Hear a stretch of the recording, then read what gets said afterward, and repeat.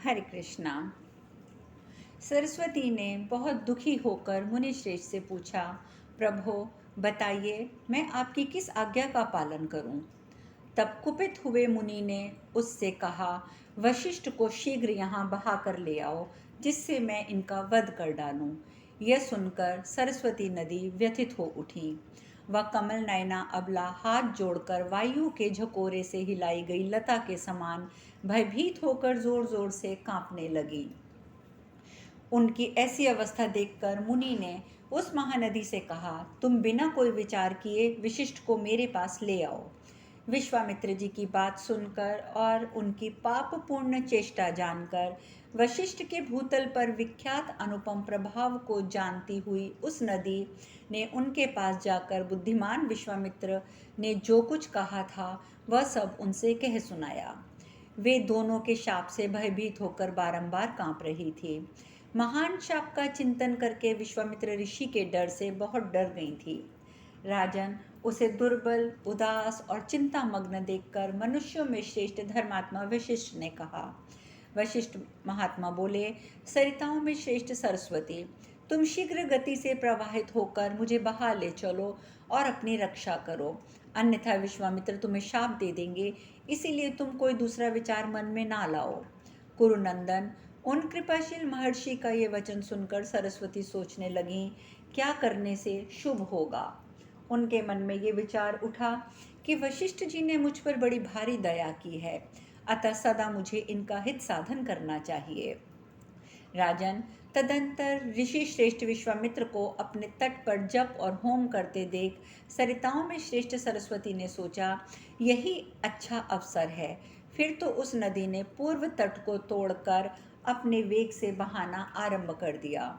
उस बहते हुए किनारे के साथ मित्रा वरुण के पुत्र वशिष्ठ जी भी बहने लगे। राजन, बहते समय वशिष्ठ जी ने सरस्वती की स्तुति की। वे बोले, सरस्वती, तुम पितामह ब्रह्मा जी के सरोवर से प्रकट हुई हो, इसीलिए तुम्हारा नाम सरस्वती है। तुम्हारे उत्तम जल से ये सारा जगत व्याप्त है। देवी, तुम्हें आकाश में जाकर मेघों के जल की सृष्टि करना होता है। तुम ही संपूर्ण जल हो, तुमसे ही हम ऋषिगण वेदों का अध्ययन करते हैं। तुम्हें पुष्टि, कीर्ति, द्युति, सिद्धि, बुद्धि, उमावाणी और स्वाहा हो, ये सारा जगत तुम्हारे अधीन है। तुम इस समस्त प्राणियों में 4 प्रकार के रूप धारण करके निवास करती हो। राजन, महर्षि के मुख से अपनी स्तुति सुनती हुई सरस्वती ने उन ब्रह्म ऋषि को अपने वेग के द्वारा विश्वामित्र के आश्रम पर पहुंचा दिया और विश्वामित्र से बारंबार निवेदन किया, वशिष्ठ मुनि उपस्थित हैं। सरस्वती के द्वारा लाए हुए वशिष्ठ को देखकर विश्वामित्र कुपित हो उठे। उनके जीवन का अंत करने के लिए कोई हथियार ढूंढने लगे। उन्हें कुपित देखकर सरस्वती नदी ब्रह्म हत्या के भय से आलस्य छोड़कर दोनों की आज्ञा का पालन करती हुई विश्वामित्र को धोखा देकर वशिष्ठ मुनि को पुनः पूर्व दिशा की ओर बहा ले गई। मुनि श्रेष्ठ वशिष्ठ को पुनः अपने से दूर बहाया गया देखकर अमर्षशील विश्वामित्र दुख से अत्यंत कुपित हो गए। सरिताओं में श्रेष्ठ कल्याणमय सरस्वती, तुम मुझे धोखा देकर फिर चली गई, इसीलिए अब जल की जगह रक्त बहाओ, जो राक्षसों के समूह को अधिक प्रिय हो। बुद्धिमान विश्वामित्र के इस प्रकार शाप देने पर सरस्वती नदी 1 साल तक रक्त मिश्रित जल बहाती रही। तदंतर ऋषि, देवता, गंधर्व, अप्सरा सरस्वती को उस अवस्था में देखकर अत्यंत दुखी हो गए। नरेश्वर, इस प्रकार वह स्थान जगत में वशिष्ठ पवा के नाम से विख्यात हुआ। वशिष्ठ जी को बहाने के पश्चात सरिताओं में श्रेष्ठ सरस्वती फिर अपने पूर्व मार्ग की ओर बहने लगी। इस प्रकार श्री महाभारत शल्य पर्व के अंतर्गत गदा पर्व में बलदेव जी की तीर्थ यात्रा के प्रसंग में 42वां अध्याय पूर्ण हुआ। वैशंपायन जी कहते हैं, राजन, कुपित हुए बुद्धिमान विश्वामित्र ने जब सरस्वती नदी को शाप दे दिया, तब वह नदी उस उज्जवल और श्रेष्ठ तीर्थ में रक्त की धारा बहाने लगी। तदंतर वहां बहुत से राक्षस आ पहुंचे। वे सब के सब उस रक्त को पीकर सुखपूर्वक वहां रहने लगे। उस रक्त से अत्यंत तृप्त, सुखी और निश्चिंत हो वे राक्षस वहां नाचने और हंसने लगे, मानो उन्होंने स्वर्गलोक को जीत लिया हो। पृथ्वीनाथ, कुछ काल के पश्चात बहुत से तपोधन मुनि सरस्वती के तट पर तीर्थ यात्रा के लिए पधारे। पूर्वोक्त सभी तीर्थों में गोता लगाकर वे तपस्या के लोभी विज्ञ मुनिवर पूर्ण प्रसन्न होकर उसी ओर गए जिधर रक्त की धारा बहाने वाले पूर्वोक्त तीर्थ थे। नृपश्रेष्ठ, वहां आकर उन महाभाग मुनियों ने देखा कि उस तीर्थ की दारुण दशा हो गई है। वहां सरस्वती का जल रक्त से ओतप्रोत है और बहुत से राक्षस उसका पान कर रहे हैं। राजन, उन राक्षसों को देखकर कठोर व्रत का पालन करने वाले मुनियों ने सरस्वती के उस तीर्थ की रक्षा के लिए महान प्रयत्न किया। उन सभी महान व्रतधारी महाभाग ऋषियों ने मिलकर सरिताओं में श्रेष्ठ सरस्वती को बुलाकर पूछा, कल्याणी, तुम्हारा ये कुंठ इस प्रकार रक्त से मिश्रित क्यों हो गया? इसका क्या कारण है? मुझे बताओ। उसे सुनकर हम कुछ न कुछ उपाय अवश्य सोचेंगे। तब कांपती हुई सरस्वती ने सारा वृतांत कह सुनाया। उसे दुखी देखकर तपोधन महर्षि उनसे बोले, निष्पाप सरस्वती, हमने शाप और उसका कारण सुन लिया है। ये सभी तपोधन इस विषय में समयोचित कर्तव्य का पालन करेंगे। सरिताओं में श्रेष्ठ सरस्वती से ऐसा कहकर वे आपस में बोले, हम सब लोग मिलकर इस सरस्वती को शाप से छुटकारा दिलाएंगे।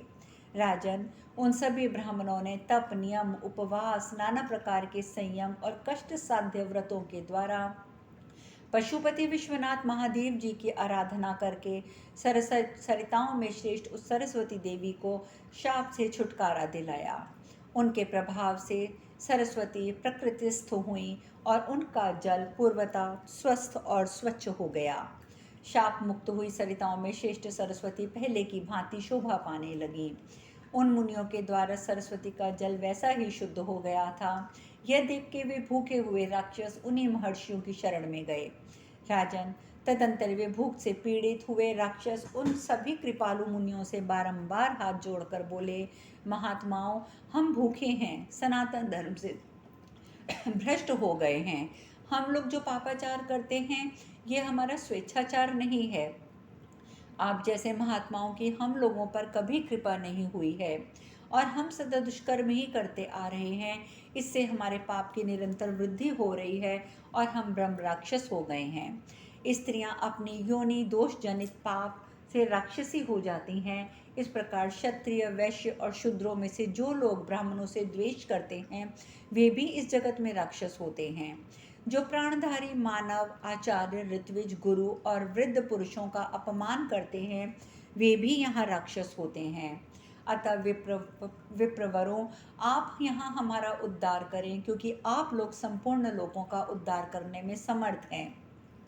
उन राक्षसों का वचन सुनकर एकाग्रचित्त महर्षियों ने उनकी मुक्ति के लिए महानदी सरस्वती का स्तवन किया और इस प्रकार कहा, जिस अन्न पर थूक पड़ गई हो, जिसमें कीड़े पड़े हों, जो जूठा हो, जिसमें बाल गिरा हो, जो तिरस्कार पूर्वक प्राप्त हुआ हो, जो अश्रुपात से दूषित हो गया हो और जिसे कुत्तों ने छू लिया हो, वह सारा अन्न इस जगत में राक्षसों का भाग है।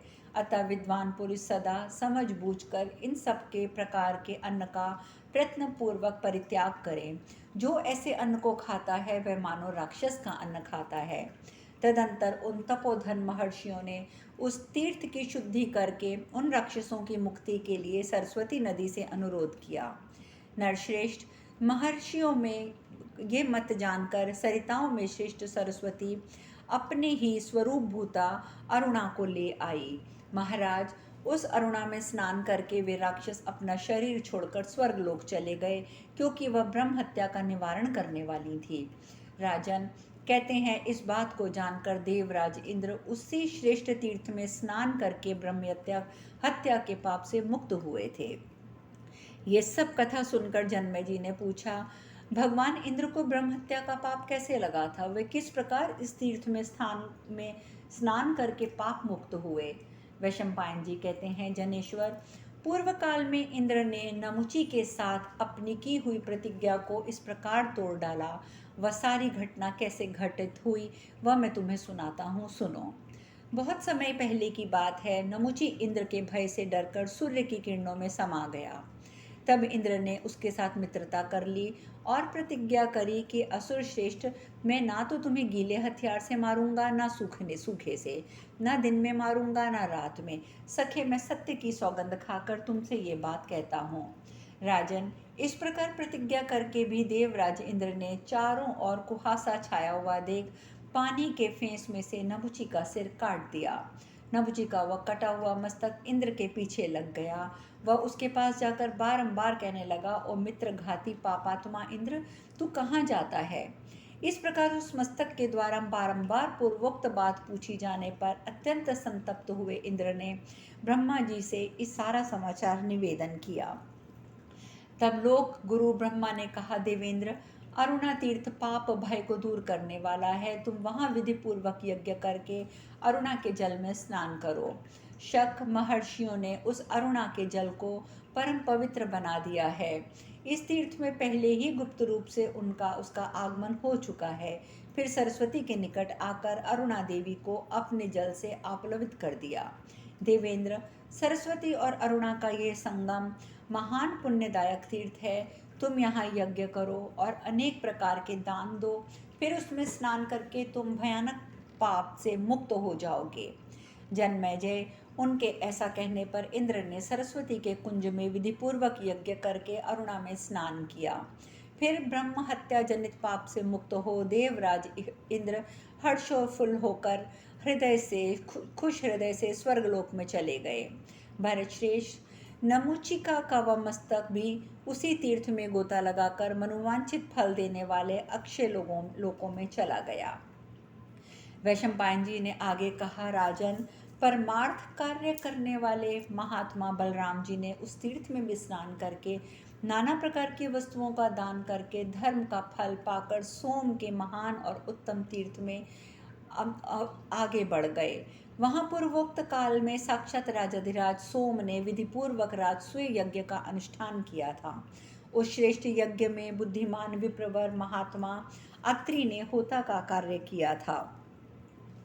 उस यज्ञ के अंत में देवताओं के साथ दानवों, दैत्यों और राक्षसों का महान और भयंकर तारकामय संग्राम हुआ था, जिसमें स्कंद ने तारकासुर का वध किया था। उसी में दैत्य विनाशक महासेन कार्तिकेय ने देवताओं का सेनापतित्व ग्रहण किया था। वहाँ पर पाकड़ का श्रेष्ठ वृक्ष है, जहाँ साक्षात कुमार कार्तिकेय ने इस तीर्थ में निवास करते हुए इसका उद्धार किया था। इस प्रकार श्री महाभारत शल्य पर्व के अंतर्गत गदा पर्व में बलदेव जी की तीर्थ यात्रा के प्रसंग में 43वां अध्याय पूर्ण हुआ। जन्मेजय जी ने पुनः पूछा, द्विश्रेष्ठ, आपने सरस्वती का ये प्रभाव बताया है, अब कुमार कार्तिकेय के अभिषेक का वर्णन भी कर ही दीजिए। वक्ताओं में श्रेष्ठ, किस देश और काल में किन लोगों ने किस विधि से शक्तिशाली भगवान स्कंद का अभिषेक किया था? स्कंद ने किस प्रकार दैत्यों का संहार किया था, वह सब मुझे बताइए, क्योंकि मेरे मन में बहुत कौतूहल हो रहा है। वैशंपायन जी बोले, जन्मेजय, तुम्हारा ये कौतूहल कुरुवंश के योग्य ही है। तुम्हारा वचन मेरे मन को बड़ा भारी हर्ष प्रदान कर रहा है। नरेश्वर, ध्यान देकर सुनो। मैंने तुमसे प्रसन्नतापूर्वक महात्मा कुमार कार्तिकेय के अभिषेक और प्रभाव का जो वर्णन करने की बात कही है, वह मैं अब करने जा रहा हूँ। पूर्व काल की बात है, भगवान शिव का तेजोमय वीर्य अग्नि में गिर पड़ा। भगवान अग्नि सर्वभक्षी हैं, तो भी उस अक्षय वीर को वे भस्म न कर सके। उस वीर्य के कारण अग्निदेव दीप्तिमान, तेजस्वी और शक्ति संपन्न होकर भी कष्ट का अनुभव करने लगे। उस समय उस तेजोमय गर्भ को जब धारण न कर सके, तब ब्रह्मा जी की आज्ञा से उन भगवान अग्निदेव ने सूर्य के समान तेजस्वी उस दिव्य गर्भ को गंगा जी में डाल दिया। तदंतर गंगा जी भी उस गर्भ को धारण करने में असमर्थ होकर उसे देव पूजित सुरम्य हिमालय पर्वत के शिखर पर सरकंडों में छोड़ आई। अग्नि का वह पुत्र अपने तेज से संपूर्ण लोकों को व्याप्त करके बढ़ने लगा।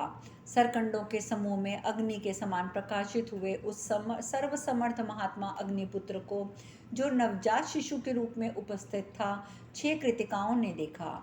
उसे देखते ही पुत्र की अभिलाषा रखने वाली सभी कृतिकाएं पुकार पुकार के कहने लगीं, ये मेरा पुत्र है, ये मेरा पुत्र है। उन महात्माओं के उस वात्सल्य भाव को जानकर प्रभावशाली भगवान स्कंद 6 मुख प्रकट करके उनके स्तनों से झरते हुए दूध को पीने लगे। वे दिव्य रूप धारिणी 6 कृतिकाएं देवियां उस बालक का वह प्रभाव देखकर अत्यंत आश्चर्यचकित हो उठीं। गंगा जी ने पर्वत के जिस शिखर पर स्कंद को छोड़ा था वह सारा का सारा स्वर्णमय हो गया। उस बढ़ते हुए शिशु ने वहाँ की भूमि को प्रकाशित कर दिया, इसीलिए वहाँ के सभी पर्वतों में सोने की खान बन गई। वह महान शक्तिशाली कुमार कार्तिकेय के नाम से विख्यात हुआ। वह महान योग बल के द्वारा संपन्न होकर पहले गंगा जी का पुत्र था। राजेंद्र, श्रम तपस्या पराक्रम से युक्त वह कुमार अत्यंत वेग से बढ़ने लगा। देखने में चंद्रमा के समान वह प्रिय लगता था। उस दिन सुवर्णमय प्रदेश में सरकंडों के समूह पर स्थित हुआ वह कांतिमान बालक निरंतर गंधर्वों और मुनियों के मुख से अपनी स्तुति सुनता हुआ सो रहा था। तदंतर दिव्य वाद्य नृत्य की कला जानने वाली सुंदर देव कन्याएं और उस कुमार की स्तुति करते हुए उनके समक्ष नृत्य करने लगी। सरिताओं में श्रेष्ठ गंगा भी उस दिव्य बालक के पास आकर बैठ गईं। पृथ्वी देवी ने भी उत्तम रूप धारण करके अपने अंक में उन्हें धारण किया। बृहस्पति जी ने वहाँ उस बालक को जात कर्म आदि संस्कार किया और 4 स्वरूपों में अभिव्यक्त होने वाला वेद हाथ जोड़कर उनकी सेवा में उपस्थित हुए। चारों चरणों से युक्त धनुर्वेद संग्रह सहित शस्त्र समूह और केवल साक्षात वाणी के सभी कुमार की सेवा में उपस्थित हो गए। कुमार ने देखा कि सैकड़ों भूत संघों से घिरे हुए महापराक्रमी देवादिदेव उमापति गिरिजानंदिनी उमा के पास सभी आकर बैठे हुए हैं। उनके साथ आए हुए भूत संघों के शरीरों को देखने में बड़े अद्भुत, विकृत और विकराल थे। उनके आभूषण और ध्वज भी उन्हें बहुत विकट लग रहे थे। उन्हीं में से किन्हीं के मुख में बाघ, किसी के मुख में सिंह के समान कांति थी, तो किन्हीं के रीछ, बिल्ली और मगर के समान चेहरे थे। कितनों के मुख वन विलाप के तुल्य थे, कितने ही हाथी, घोड़ी, उल्लू, गीदों और गीदड़ों के समान दिखाई देते थे। किन्हीं किन्हीं के मुख क्रौंच पक्षी, कबूतर और रंकुमृग के समान थे। बहुतेरे भूत जहाँ तहाँ हिंसक जंतु, साही, गो, भेड़, बकरी, गायों का शरीर धारण करते थे। अब शेष कथा हम कल पढ़ेंगे। हरे कृष्णा।